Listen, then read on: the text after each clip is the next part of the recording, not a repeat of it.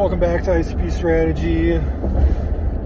We're here talking about the greatest technology ever known to man, and just all you got to do to learn the ins and outs, the inside information. Just like and subscribe, comment down below.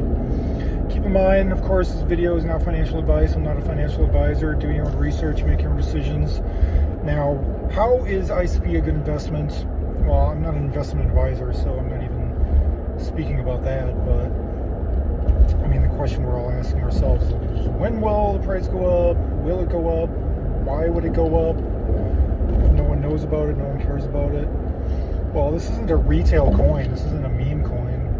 It's not something that is being hyped and marketed and sold to you as a way to extract value from its buyers by means of the founders and VCs dumping on whoever buys the coin and just extracting as much value as they can out of it through narrative, hype, speculation, none of which lasts. And as soon as the price goes down, then obviously the community disbands and there's not really much more to be gained from it, especially when the project doesn't do anything, doesn't really build anything, doesn't really innovate in any way other than just generating a token that can be passed from one place to another. ICP shouldn't even be considered a crypto altcoin because it doesn't really fit into the same category. It's its own category. The same way that Bitcoin invented decentralization, which can't be shut down and can't be monitored, can't be sanctioned, can't be censored. ICP is doing the same thing with Web3 infrastructure, creating the new internet, being able to build games, apps, systems, businesses, not to mention generating AI all on chain, which is all decentralized, can't be shut down, censored, anything like that. Which means that there's no central point of failure. And I think that's like one of the biggest things that people don't really understand about ICP is that there is no central point of failure. Dfinity doesn't control ICP. I mean, the more nodes are created, the more users, the more holders, the more stakers. It just creates a system that is immutable, run by computers all over the world. If one computer gets shut down, it's still being run by all the other computers that hold all that information, and really the network is the computer. The compute is created by the network, which is a new idea that I don't think most people can even conceptualize. Because why would they? They're mainly just looking at price, they're looking at narrative. Is this an AI coin? Is it not? Does it have to do with, real world tokens, tokenomics? What is the narrative behind it? Well, the narrative is your imagination.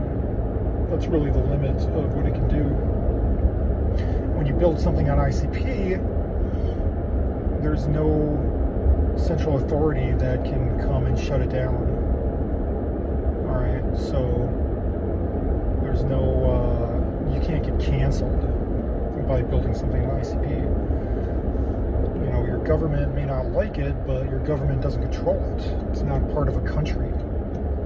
It's not part of a central server like AWS, Google Cloud, Amazon Azure, whatever it is. Pretty much every other website and NFT, crypto, any sort of game is all controlled through these centralized infrastructures that can be shut down at any time if they don't like, what you're doing. If you say something they don't agree with, if you say something politically incorrect, it goes against, the current narrative narrative that is being pushed, it can be shut down with the flip of a switch. So that's the difference with ICP. So what do you care? What's the difference? Like, why are we even talking about this?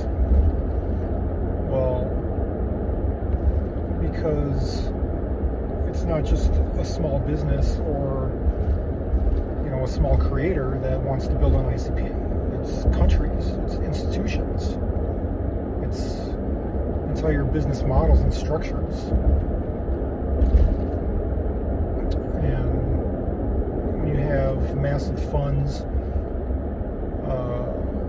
massive nation states that have to be able to build out their own infrastructure,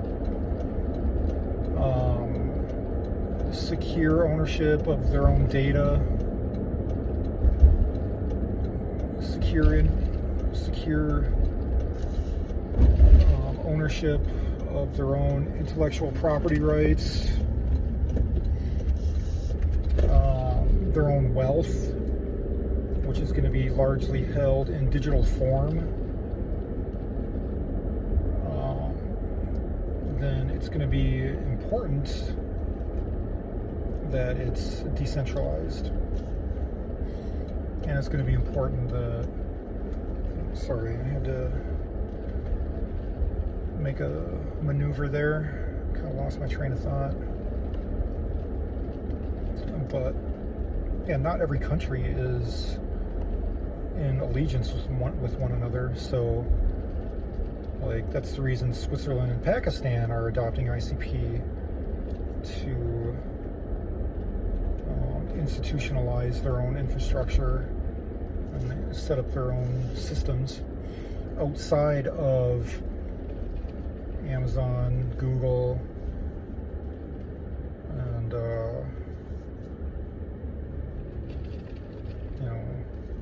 Apple and everything, which can decide what and where they do with their data and their business models.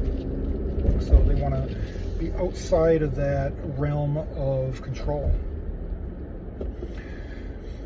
And they also want to be outside of the realm of the $2 trillion industry of hacking and cybercrime. And the only way to do that is on secure servers that are decentralized. And that's what ICP provides. And it's not just an idea like, oh, they have to do it. This is something that has to happen. Why wouldn't it? They should know that this is important. It's like, no, it's already being built. Like, people are already using this. They just crossed 15 billion lines of code that were generated using AI on Caffeine AI. So obviously it's being used and people are seeing the benefits of it because they can build business models, apps, websites, and interactive payment systems with the artificial intelligence that writes code and deploys it directly on the ICP blockchain. So it's already being used, and bigger and bigger players are going to continue to deploy, and then the token becomes more in demand and supply goes down, and it sort of creates this choke point of a supply squeeze where there's not going to be a whole lot of tokens left in order to burn, in order to buy the cycles to